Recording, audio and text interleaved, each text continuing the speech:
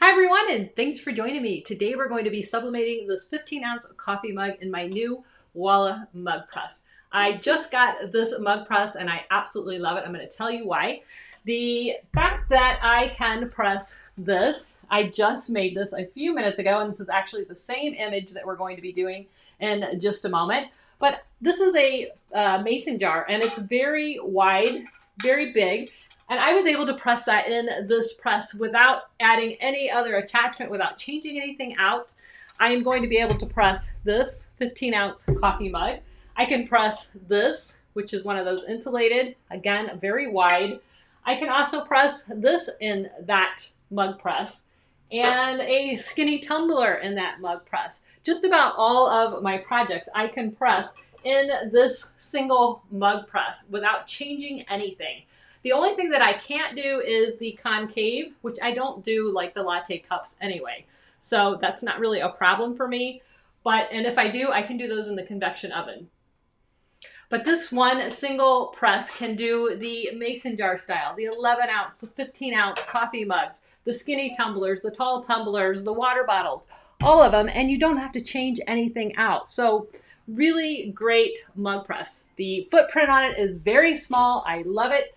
You can see it is about 5 inches tall in the front. It's about 8 inches tall in the back, just slightly longer than 12 inches long, and only 5 inches wide. So it takes up very little space. If I turn it this way, you can see that's all the space that it takes up. I love it. Has this very nice LCD screen, very easy to set. Now, some of you may know I did have the 6-in-1 mug press, which I absolutely loved. It could do everything, but the only reason I decided to go with this one instead is because that one beeps a lot. And when I'm trying to film and do video tutorials, it was kind of hard to work around that beeping. This one has a beep to start and a beep when it's finished, and that's it. You don't have to worry about turning it off after every press so that, you know, it's quiet. So that was the only thing I didn't like about the 6-in-1. Other than that, I loved that mug press. But this by far is my favorite. Now I will tell you, I got this from Heat Transfer Warehouse. And at the last time I looked, this is March 2021, if you're watching this video later.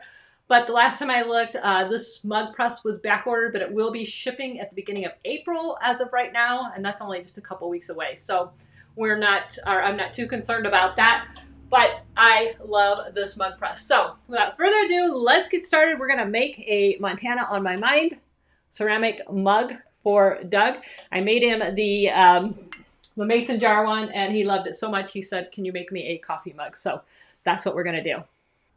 Okay, as with any sublimation project, the first thing we want to do is prep our image. While we're prepping that, I'm going to go ahead and send the image to the Sawgrass Smart folder. I created mine in Photoshop. This particular mug, they didn't have a template in Creative Studio, but mine measured 4 by 9, so I just made my image that size. In Creative Studio, I'm just going to choose ceramic mug, and I'm using the text print R paper. And I'm not going to change anything else.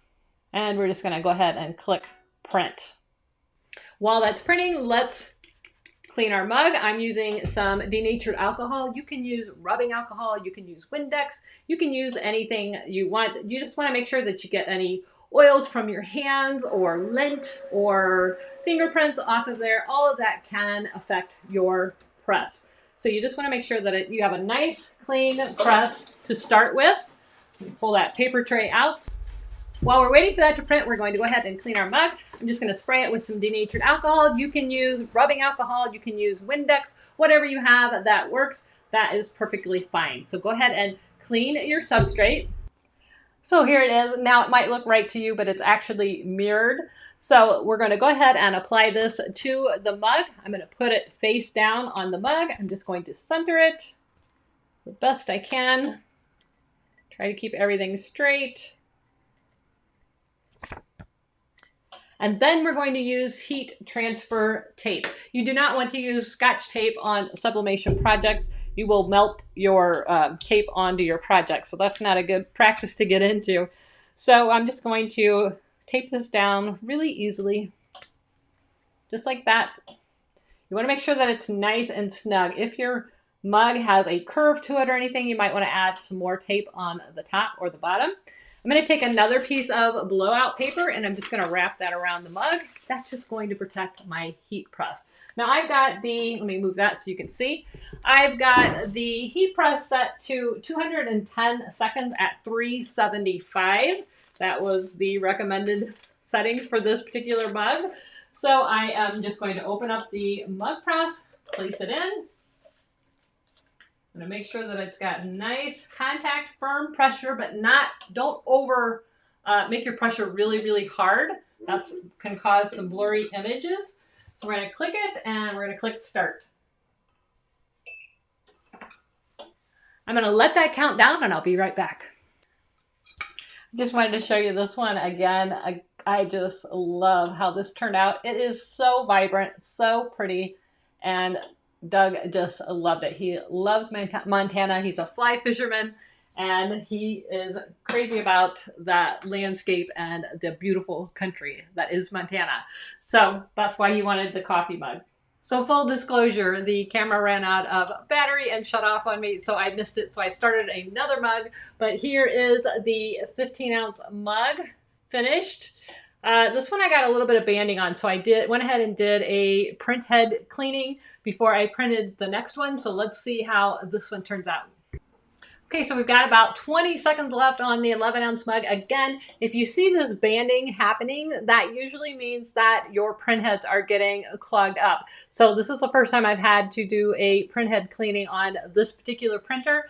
So I am anxious to see if that solved the problem. I just did a simple, you go into the print manager, you do a print head cleaning, and you're done. So here we are. Let's see how this one turned out and see if it solved the banding problem. Oh yes, yes, yes, yes. So again, here is a perfect print with the mug press. Absolutely love it. So here is our finished mug. Turned out so good, and that did solve my banding problems. Again, here is the difference. Can you see that banding? That just meant my print heads needed cleaning, and that's the first time I've had to do it since I had the Sawgrass printer. So super awesome. Either way, I mean, even though that has the banding, it still looks great. But just look how gorgeous those turn out. So that's one of the things I love. I can do an 11-ounce mug and I can do a 15-ounce mug without changing anything on this mug press. Again, this is the Walla heat press from Heat Transfer Warehouse. Now, if you want to win one of my 11 sublimation gift packs, if you missed that video, check this one out. I'm doing 11 giveaways in honor of Heat Transfer Warehouse's 11th birthday. You will get in that package, you'll get one of these, you're gonna get one of these, as well as some other goodies. And again, I'll link that video so that you can check that out. But all you have to do is leave a comment in the video below this video, and you'll be entered to win one of the 11 prize packages that I will be giving away in March. So I hope you guys enjoyed this video. If you did, please like, subscribe, and share. Don't forget to click that bell so that you're notified every time there is a new video. And again, Montana's on my mind. This turned out so stinking good. See you guys. Bye-bye. And as mentioned before, I do have links to the heat press as well as all the items used in the description below the video. And don't forget to enter their giveaways.